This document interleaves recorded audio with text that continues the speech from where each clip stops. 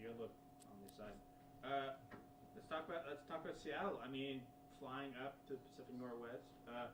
You come away with a big win, especially in WAC play when the season's winding down. Kind of talk about how good it feels to get that win. I think that the two games that we played at home against Utah Tech and then Southern Utah, we played really well, really good team basketball, Wildcat basketball, and I felt like that gave us momentum going into last week.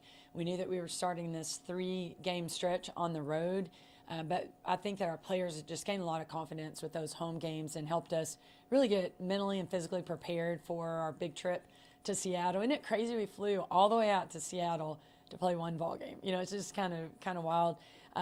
We flew from Abilene to Dallas, and then Dallas, we were with a lot of people from Texas, like, well, where are y'all going? Why are y'all going to Seattle? And they're like, we're going to play one ball game.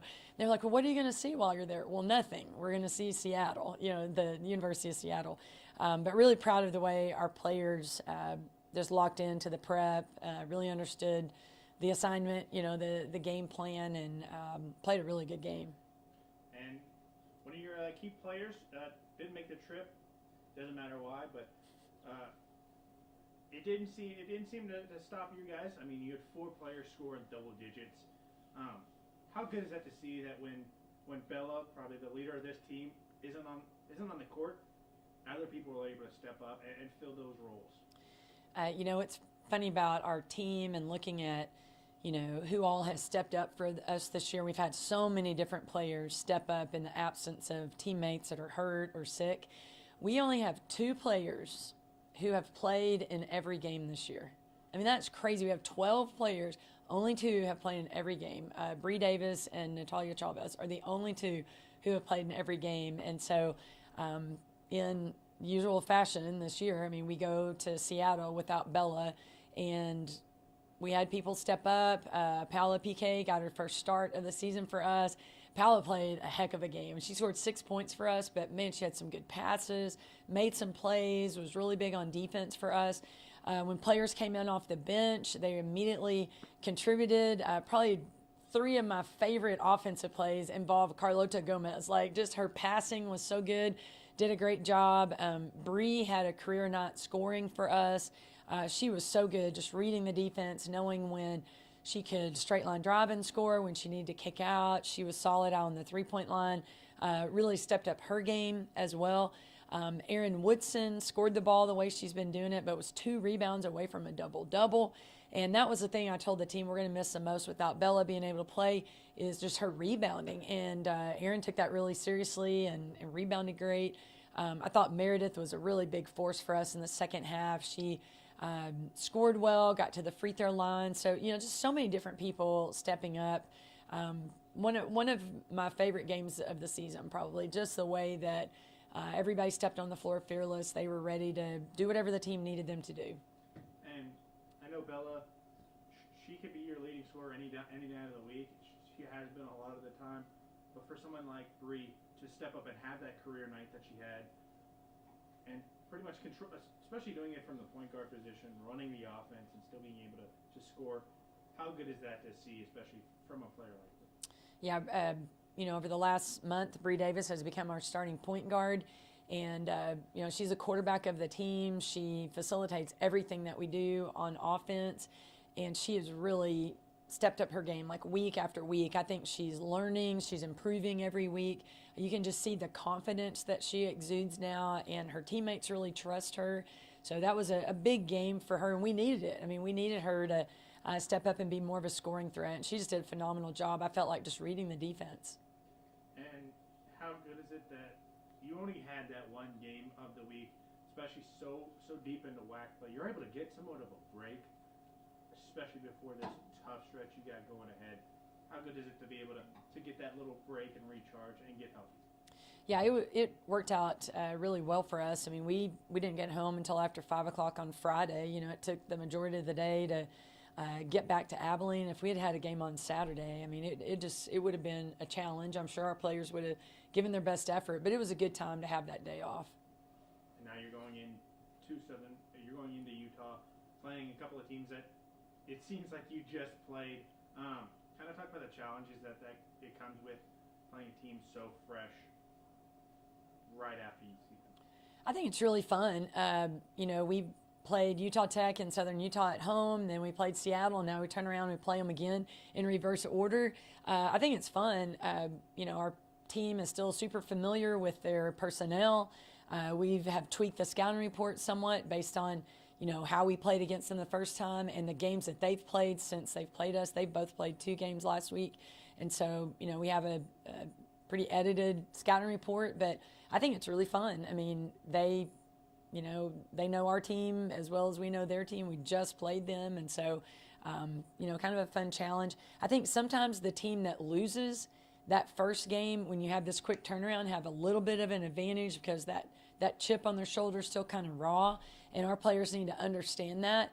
And I didn't think that Southern Utah played their best when they were here, but the last 2 games they have played really well. They're on a 2-game win streak since they played us, and we've got to be ready for the best Southern Utah team because they can play a lot better than they did here, and I think that's the team that we're going to see on Wednesday night, so our players have to understand that.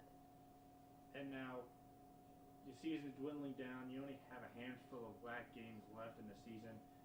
Talk about the pressure of handling that pressure while still trying to enjoy the moment together as a team. You only have so many games left. Talk about that balance. I think our players and our staff, we've really embraced the philosophy of just one day at a time, one game at a time. Someone asked me yesterday, like, do your players understand if you win this, like y'all could finish third and da-da-da, and I'm like, stop, no. Like, I don't even think about that. Like, let's just get ready to win on Wednesday and just enjoy all the moments, enjoy the memories that we make along the way. Road trips are tough. We fly so much and you fly so far in this conference. But, man, we have a lot of fun. We have a lot of fun on the road. We don't really see anything. We don't do anything special, but just that time that we get to spend together, it's really fun. We've got a great group that really enjoys hanging out together, and our staff, we really enjoy being with them too.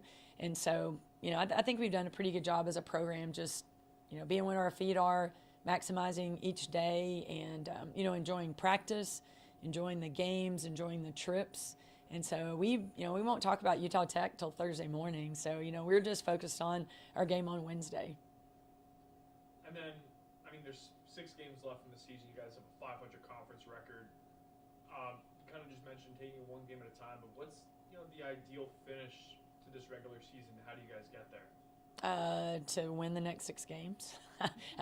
that would be the way we'd like for it to play out. And again, just focus on one game at a time, but all 6 games are winnable. If we are healthy and we've got everybody available, all 6 games are going to be winnable. And so, that would be the ultimate goal, is to roll into, the conference tournament on a 9-game win streak. That's all I got. How many times have you seen Wicked? The movie? Sure. I've seen the movie once. How many bets? Live 4. I figured. Yeah, that's my word, defying gravity. Yep. That's not a word, though. It's 2 words. It's well, cheap.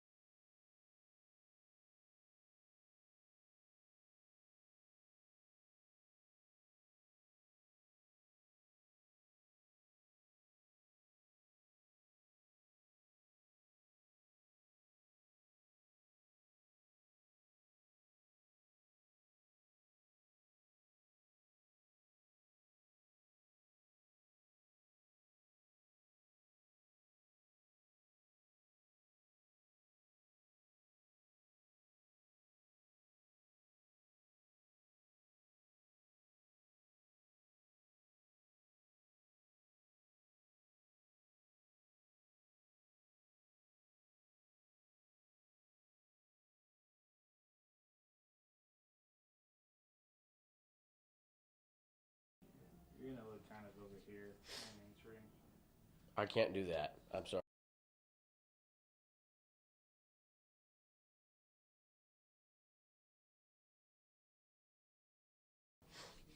All right. We're back home for the first time. It seems like a while, and you were able to come away with a pretty big, decisive win over a good Seattle team. Just talk about the game and how it felt. Yeah, man, it was kind of good to have a single game at home. Our other couple single games have been away. And so knowing that we had just one game, I thought it helped us to get a little bit in our preparation throughout the week. Because that's a really good team, as a team that was sitting in third place, coming in here. And, I was really proud of our guys for the way they continued what we had done the week before. Sometimes when you go have a good week like we did the week prior, you come back and you kind of don't have as much energy, enthusiasm. You don't play with the same spark. But I thought we did. If anything, we maybe have played with a little bit more. So I was really proud against a really, really good opponent. So I was really proud of them for that. To beat a really good opponent like Seattle, who's going to be in the thick of things, come March, man, I was super happy. And the big kind of difference in the game was points off of turnovers. I mean, that's been the story of the last two games as well, is the turnover margin or scoring off turnovers. So just talk about that. I mean, we know that your mindset is defense, and this is a defensive-minded team. So how good does it feel that it's kind of starting to manifest itself? Yeah, I think we're good when we force turnovers, right? And we were not doing that at a high rate for a while. We were doing it before Christmas. That's why we were playing pretty good before Christmas. And then we kind of stopped doing that. I think, but the last week and a half, 2 weeks, we've actually, we've played with more energy, enthusiasm, right? More spark on the defensive end, which has propelled us on the offensive end. And so when we've been a really good offensive scoring team in my 13 years here, our defense has been elite.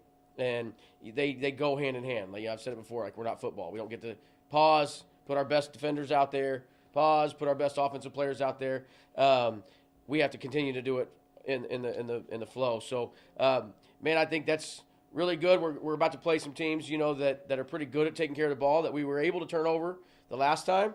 So we're gonna have to figure out how we can do that again this week. But it's all about the defense, man. It's all about the energy and enthusiasm on it, right? Can we turn them over, go get easy buckets, and then all of a sudden when you don't, you have more confidence, right?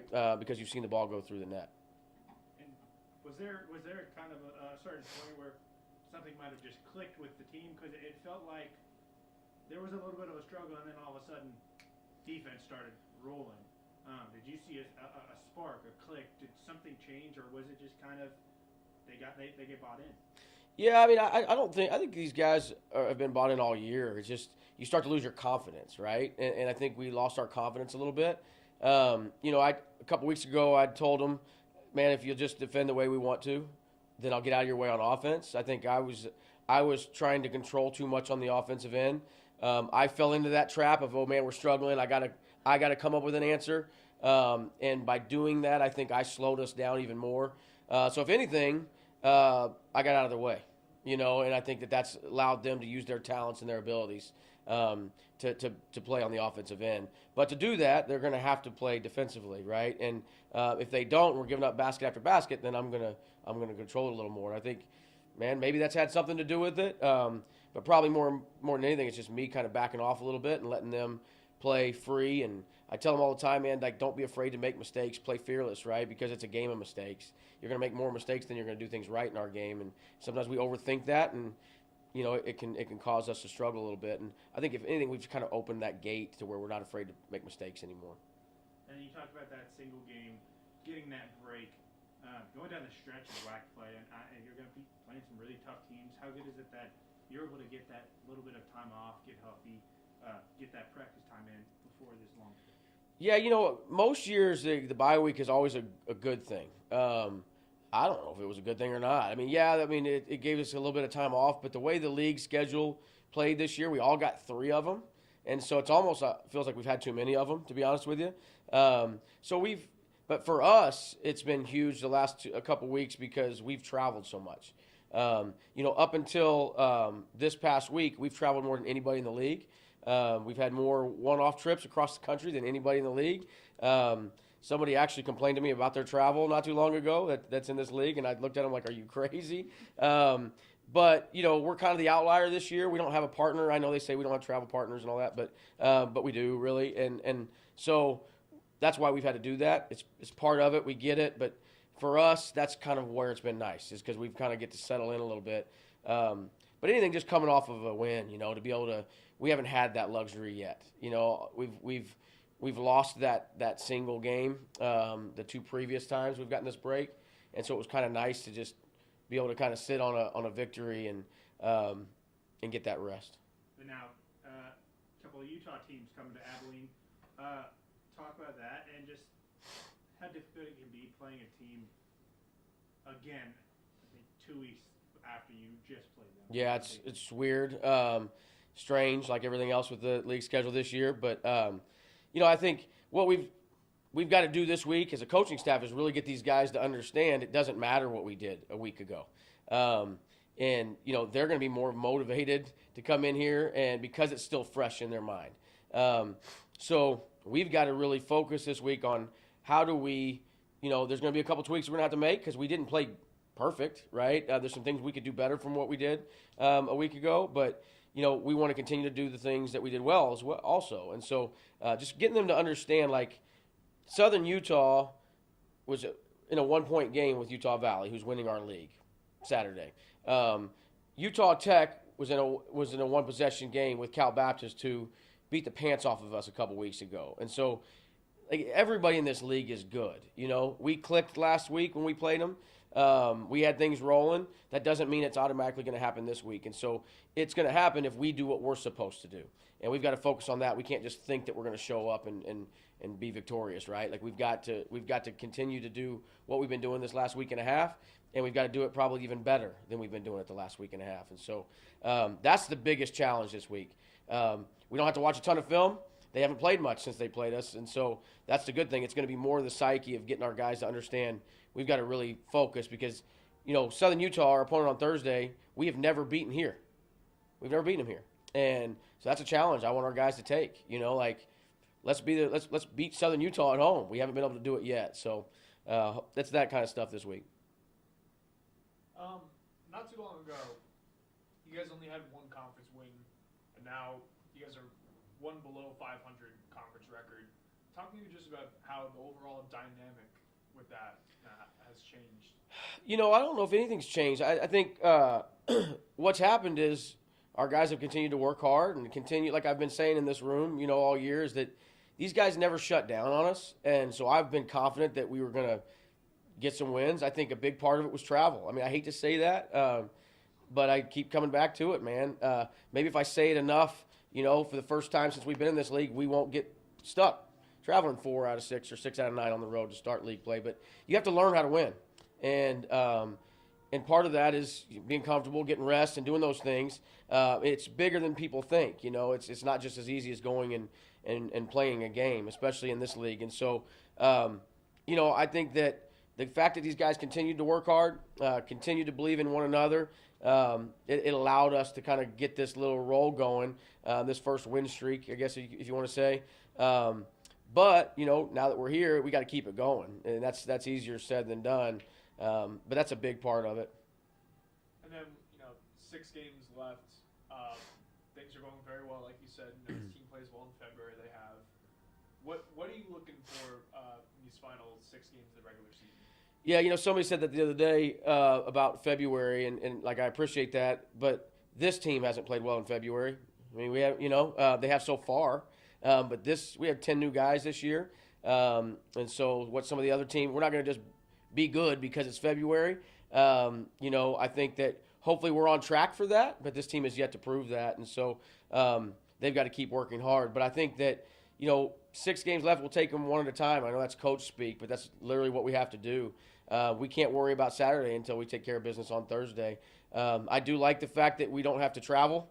We do have 2 road games left, but they're in the state of Texas. And so, hopefully we can, we've spent more time in the airport, more hours in the airport than we did in the classroom before last week, that's literally a fact, right? And that's crazy. Now that we get to kind of sit around and get caught up. There's a lot of mental stuff that's gone, and so now we've got to focus. We can focus really on basketball. We get to practice.